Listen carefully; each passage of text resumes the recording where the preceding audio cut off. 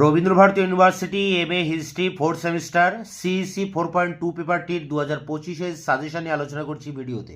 তো ইউনিট 1 থেকে তোমরা 3টি প্রশ্ন দেখবে। সিরাজউদ্দৌলা ও ইস্ট ইন্ডিয়া কোম্পানির বিরোধের কারণ বা পলাশি যুদ্ধের কারণ, পরেরটি মুর্শিদ কুলি খাঁর ভূমি রাজস্ব ব্যবস্থার বৈশিষ্ট্য, পরেরটি দেওয়ানি লাভের ঐতিহাসিক গুরুত্ব।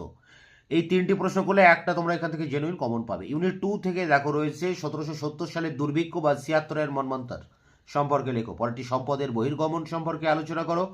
পরেরটি 1793 সালের চিরস্থায়ী বন্দোবস্তের কারণ এবং 4 দাগের প্রশ্ন ভারতে বস্ত্র শিল্পের ধ্বংসের কারণ, যাকে বলা যায় অবশিল্পায়ন। তো এই 4টি প্রশ্নগুলো এখানে থেকেই তোমরা ইউনিট 2-তে কমন পেয়ে যাবে।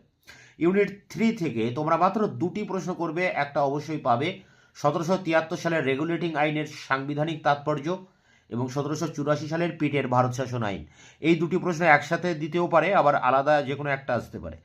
আরেকটি প্রশ্ন রয়েছে 1813 সালের চার্টার অ্যাক্ট। তোমরা পারলে প্রশ্নটাও দেখবে, অবশ্যই কিন্তু চার্টার অ্যাক্ট পরীক্ষায় আসবে। 4টি চার্টার অ্যাক্ট রয়েছে, তার মধ্যে 1813 সালের চার্টার অ্যাক্ট পরীক্ষায় তোমাদের ভেরি ভেরি ইম্পর্টেন্ট প্রশ্ন।